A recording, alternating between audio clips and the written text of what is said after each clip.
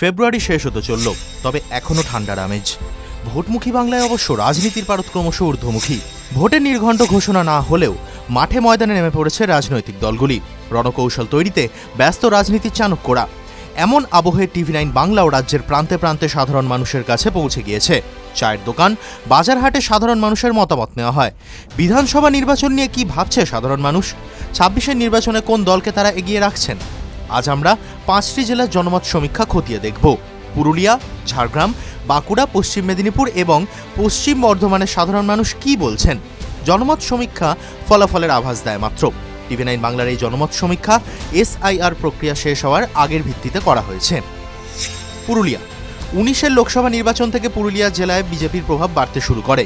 21-এর নির্বাচনে পুরুলিয়ার 9টি বিধানসভা আসনে 6টি পায় বিজেপি, আর তৃণমূল জেতে 3টি আসনে। 24-এর লোকসভা নির্বাচনের ফল বলছে বিজেপি এগিয়ে 3টি আসনে, আর ঘাসফুল শিবির 6টি আসনে এগিয়ে। জনমত সমীক্ষা অনুযায়ী 26-এর নির্বাচনে পুরুলিয়ায় কে কটি আসন পেতে পারে? জনমত সমীক্ষা বলছে পুরুলিয়ার 6টি আসনে এগিয়ে রয়েছে গেরুয়া শিবির, বাকি 3টি আসনে হাড্ডাহাড্ডি লড়াইয়ের সম্ভাবনা রয়েছে। বাঁকুড়া পুরুলিয়ার মতো বাঁকুড়া জেলায়ও 19-এর লোকসভা নির্বাচন থেকে বিজেপির শক্তি বাড়ে।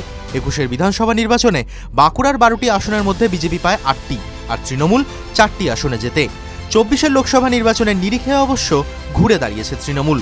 বছর 2 আগের লোকসভা নির্বাচনের নিরিখে বাঁকুড়ায় 6টি আসনে এগিয়ে গেরুয়া শিবির, আর ঘাসফুল শিবির এগিয়ে 6টি আসনে।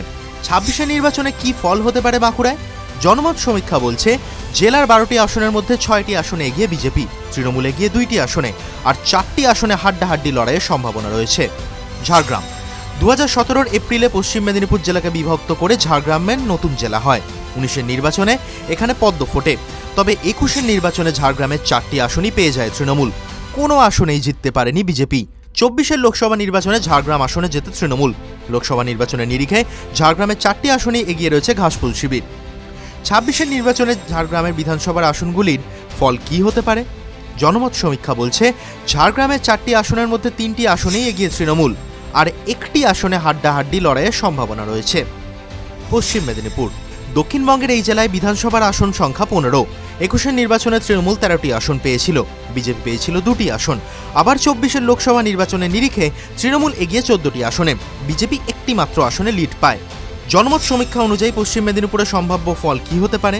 জনমত সমীক্ষা অনুযায়ী এই জেলার 9টি আসনে এগিয়ে রয়েছে তৃণমূল, আর 1টি আসনে বিজেপি এগিয়ে।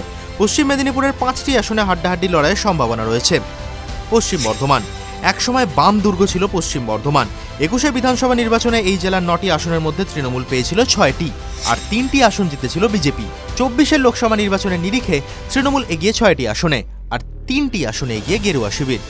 26-এর নির্বাচনে পশ্চিম বর্ধমানের সম্ভাব্য ফল কি হতে পারে? TV9 বাংলার জনমত সমীক্ষা বলছে পশ্চিম বর্ধমানের 9টি আসনের মধ্যে 3টি আসনেই এগিয়ে তৃণমূল, আর বিজেপি এগিয়ে 3 আসনে। 3টি আসনে হাড্ডাহাড্ডি লড়াইয়ের সম্ভাবনা রয়েছে। এই 5 জেলায় মোট বিধানসভা আসন রয়েছে 49টি।